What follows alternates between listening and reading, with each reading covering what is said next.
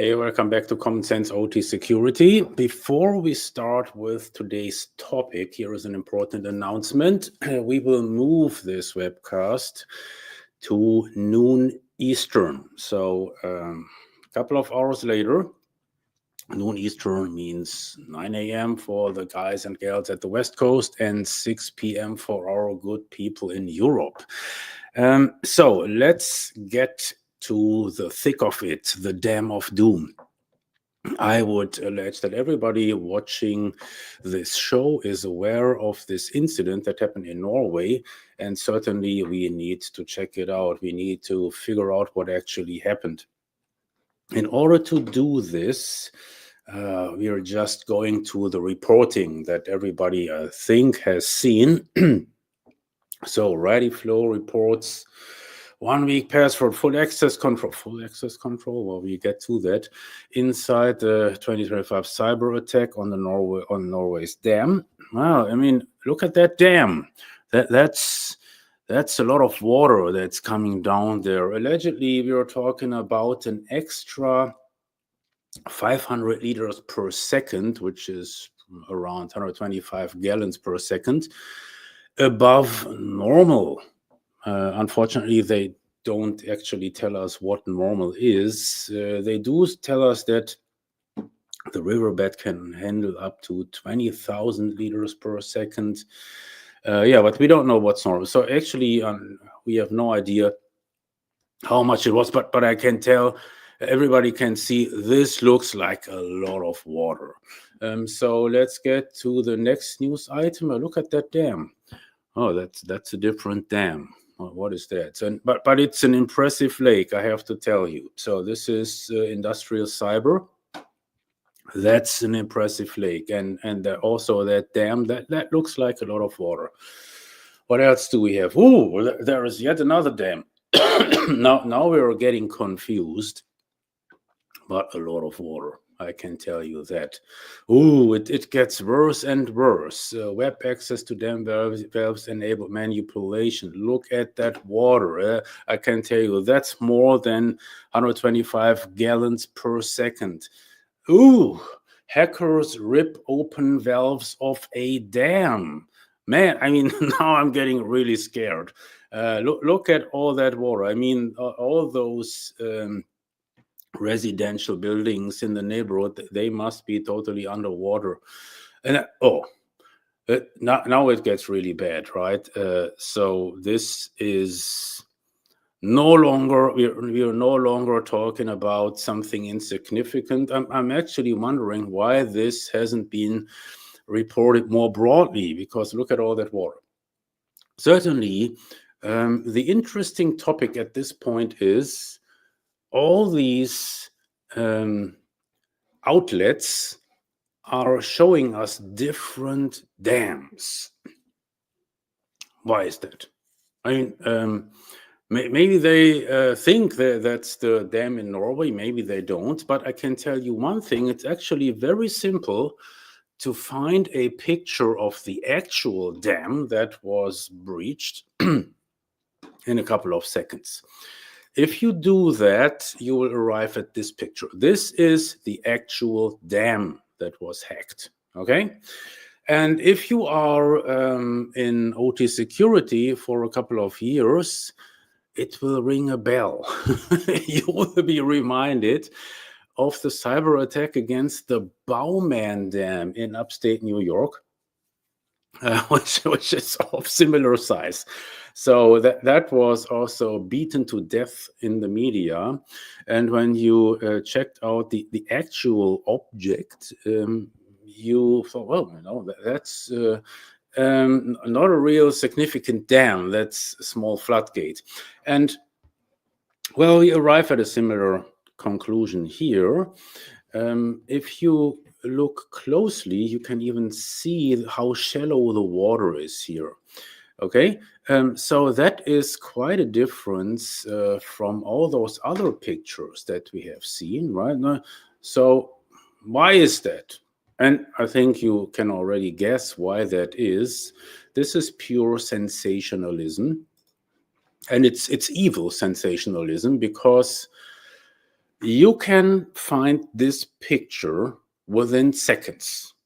It's not difficult. You could even go further. You can find the dam in Google Maps. So here's the city of Svelgen. This is in Norway. So if we scroll out, oh, there is Norway, there is Sweden, and down here is our dam. Look at that. Okay, so there is our nice little dam. and that looks a little bit different, right? What do you think? And you can also get an idea of the size of that dam by looking at that car that is parked here. So it's actually quite a small object. And then also, if you look at that riverbed here, you can see, well, that's a decent flood zone, right? So even with all that additional water, or even if it would have been 10 times as much, it's hard to imagine that it would have caused havoc, okay? So that's quite an interesting observation. And just to figure all that out, that takes you a couple of seconds using the interwebs. And so we must assume that this is not just sloppy journalism, it's evil sensationalism. And that is basically the reason why I'm even talking about this subject here in the webcast. This is, my friends, what OT security has become. It's pure sensationalism. You are getting bullshitted over and over again. They're lying to your face. They're just knowing that they're not showing the actual thing. They're pestering you with all these, look at that. I mean, all these pictures where you, what are you going to do? I can tell you what are you going to do. You are going to click on that link. I need to learn more about that. And that is basically, unfortunately, what OT security has become. So let's try to find out more about this attack. So this is from Blackout News, whatever that outlet might be. Web access to Danvers enabled manipulation, according to research by the security firm Clarity. Oh, this is one of our guys, right? So let's check out what Clarity has to say about this. This is their reporting. Cyber attack on Norwegian dam highlights password exposure risk. April compromise of a control system and fish farm demonstrates the fragile. Okay, yeah. But now we want to get to the bottom of it. In this case, attackers compromised a weak password and were able to manipulate valves at the dam, operating them all the way, causing an increase in water discharge of 497 liters per second above the mandated minimum flow. And then what was the absolute flow? They don't know, because they didn't do any research. The attack went undetected, blah, blah, blah. The breach so what it underscores, the implications, etc. Now let's go to the details of the Norwegian dam hack. The initial point of entry of the attack was a web-accessible control panel that managed the valve responsible for the dam's minimum water flow. With that compromise, the attackers were able to bypass authentication controls and gain direct access to the OT environment. This doesn't make sense to me, because when that HMI was compromised, well, that was already the bypass of the authentication. Okay, let's go on. What else? Give us more. I mean, basically, that's what they had already told us here in that second paragraph. So this is just a repetition. But let's see what else they have. Despite there being no threat to public safety from this particular event, the incident should serve as a wake-up call, yada, yada, yada. Hey, guys, those are not details of the Norwegian dam hack. But let's continue. Let's go further. What happened at the Norwegian dam mirrors what can be observed in all kinds of critical facilities worldwide. Guys, we're interested in the details of the Norwegian dam hack. At this point, we are not interested in what can be observed in all kinds of critical facilities worldwide. Right? So there not really, they don't have anything on that. While not every exposure leads to an incident, so still we are already way off from that specific incident in Norway. They don't know anything. And funny thing is, they also didn't do any research, right? I mean, to their credit, they're not using one of these bullshit images that all the other outlets did that I've already shown you. So at least they don't go that far, but they don't know anything, and they also didn't do any research. All the information that they provide is taken, I would imagine, because this is the authoritative source, from this article in this Norwegian publication called Energiteknikk. Okay, so this is apparently the original reporting on that incident, where you find those small tidbits, like with the 497 liters per second, right? And this is now repeated over and over again. And even in the same piece, as I have just shown you with clarity, and also from all those others. And again, it tells you something about the OT security industry and the media, how all of that works. Now, Clarity puts out this blog post, okay? And then some news outlets actually pick that up according to research by the security firm Clarity. So that gives them PR. You could also say their research department, if you even want to call it that. That is part of their PR arm. And don't get me wrong, I'm not objected in principle against this. Well, you do what you have to do in order to sell your stuff. But I want to point you to this bigger picture, what you're seeing with all this reporting, all the news about OT security. And the uncomfortable reality is that, unfortunately, most of what you see and what you hear is complete bullshit. And this is one thing that used to frustrate me over the years, because I'm not in OT security to participate in bullshit bingo and fooling people, lying straight to their face. You know, this is what these outlets do when intentionally showing you fake pictures. They know this is not the dam, but they show it to you in order, just as clickbait, okay? And for pure sensationalism, because apparently otherwise you can no longer sell your shitty ads in those outlets. So this is what OT security has come to largely, and I don't like it. I'm very unhappy about this state of affairs.